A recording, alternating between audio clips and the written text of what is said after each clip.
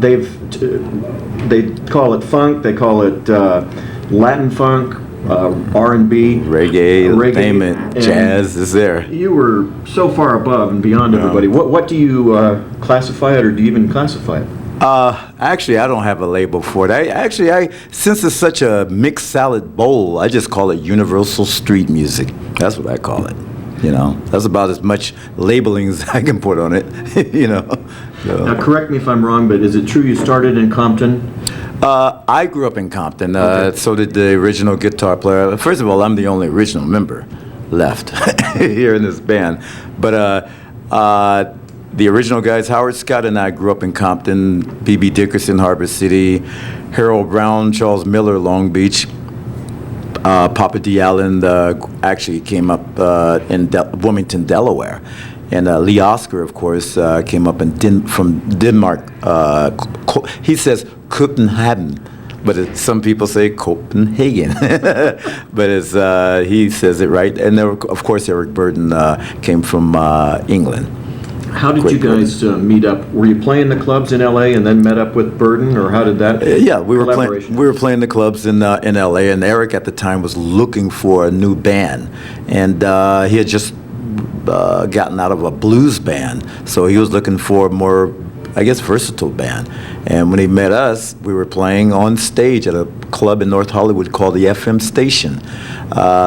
We were called the Night Shift then. And as a matter of fact, we were playing, actually it was called Guys and Dolls. That was before it became the FM Station.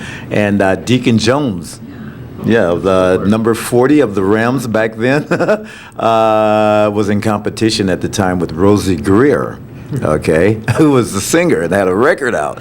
And of course, Rosie was part of the Rams too. And at that time, we were on stage playing a set before Deacon Jones came out to do his song called "It Don't Matter How You Win or Lose, It's How Well You Play the Game."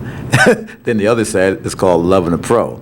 So we did our set. We were playing Booker T and the MG's "Hang 'Em High."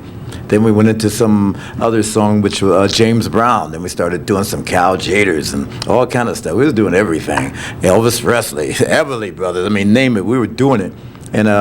And Eric walked in with our producer then and now, Jerry Goldstein, and our manager then, Steve Gold, Bruce Garfield, my manager, Chris Huston, who was an engineer back then.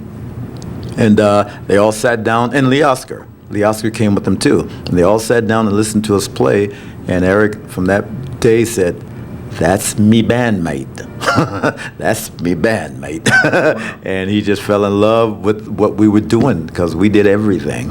And we were like very, I would say, innocent.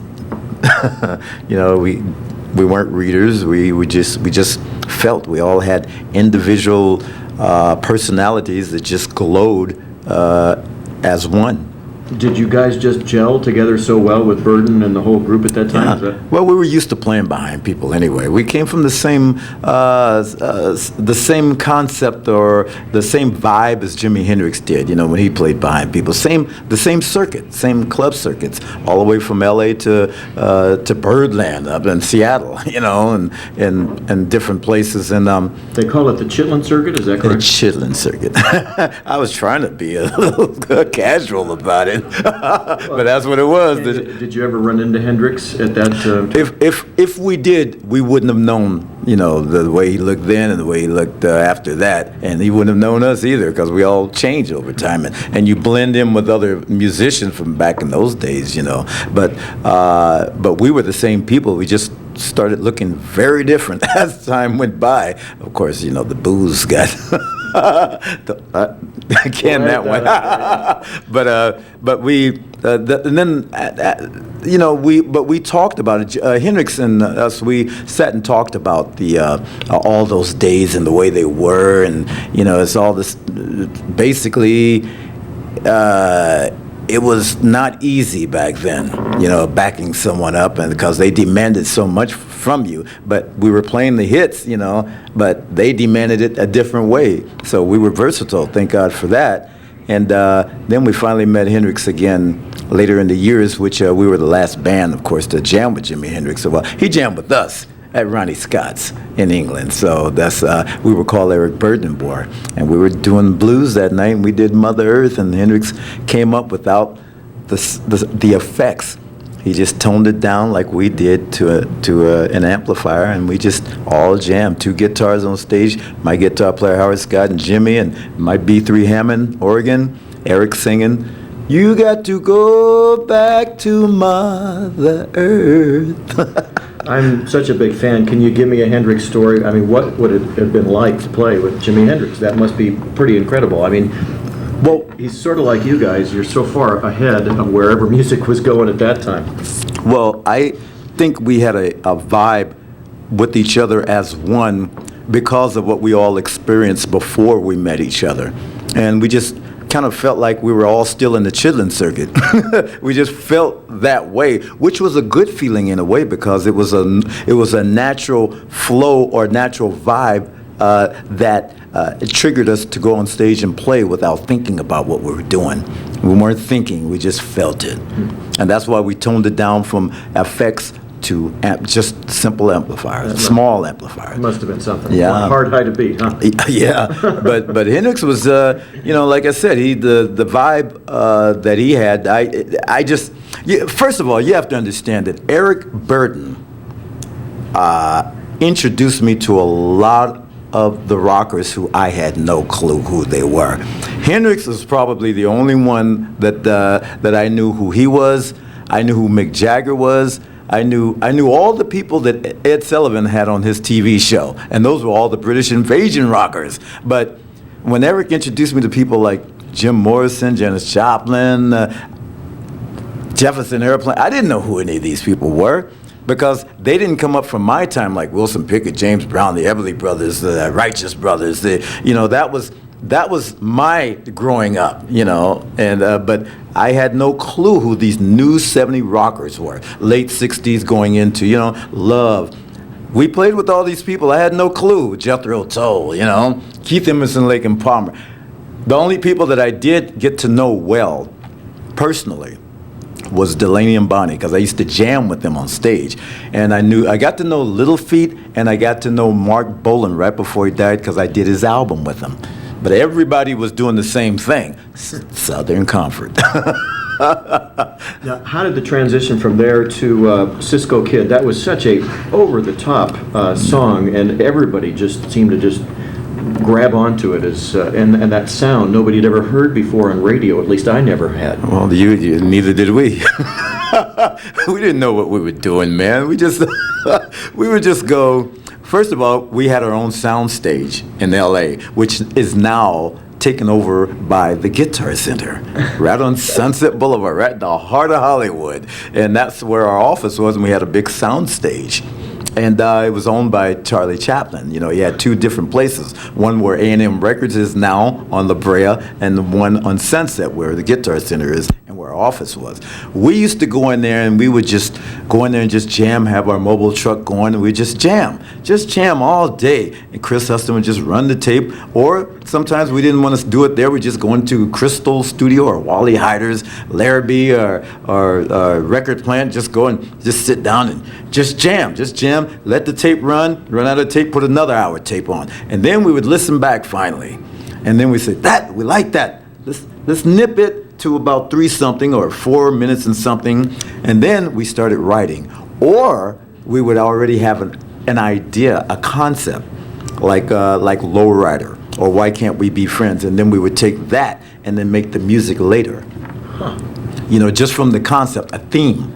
Only theme. And then when we play the theme, then we would start singing words as we're playing, So there's a lot of leakage on our music. I mean, if you listen to Spill the Wine, you'll hear Shelly Manhole next door, Shelly Manhole Nightclub, and I believe, if I'm not mistaken, MJQ, the jazz quartet, was playing next door. And if you listen to Spill the Wine real close with a telescope, you will hear little clippings of the Vibes, MJQ, playing.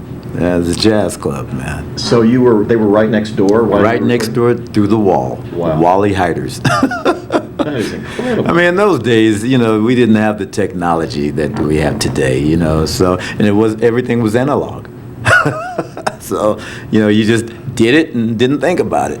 When it hit so big, I mean, I was one of those people that heard it and thought, wow, this is fantastic. I mean, did you ever expect it to take off like that? No. As a matter of fact, when Spill the Wine was out, we were in England at that time. And to all of a sudden hear someone tell me, back in the States, Spill the Wine has gone up to number 2 or number 3 or something like that. I said, wow. Then finally I started hearing it on BBC 1 and 2 and 3. Then and I'm saying, wow, it's playing here. I mean, I'm young, man. I must have been about 19 or 20, I still had a big afro and wearing bell bottoms, And I'm like, wow. I mean, it was enough for me to be in England, flying the first 747 Pan Am jet that went over there.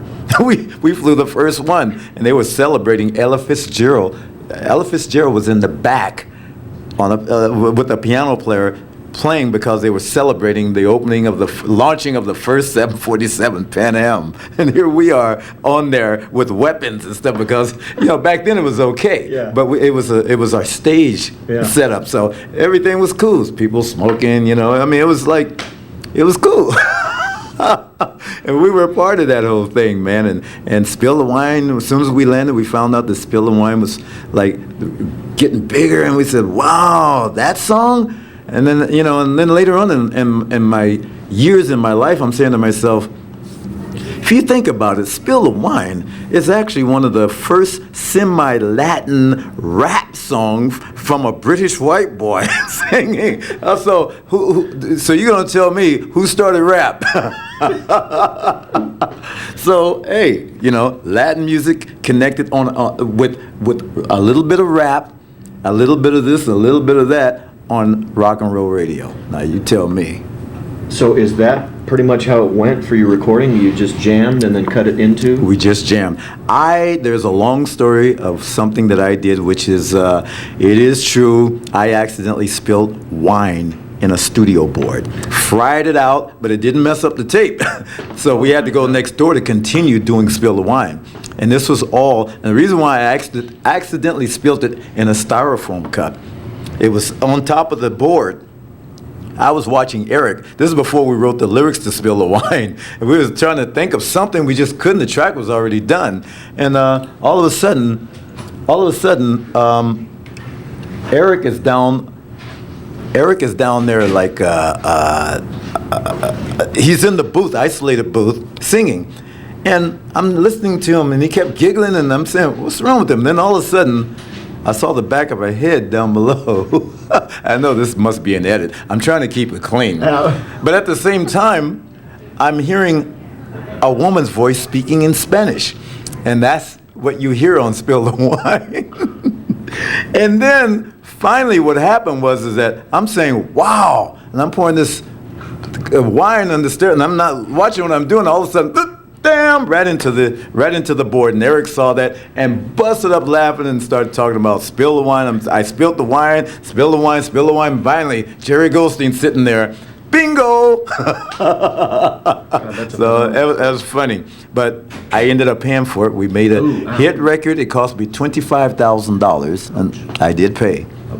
I didn't know I would ever have the money. It was just no way. $25,000. How was I thinking about 20? That's how much a board cost back then. So I ruined the whole board.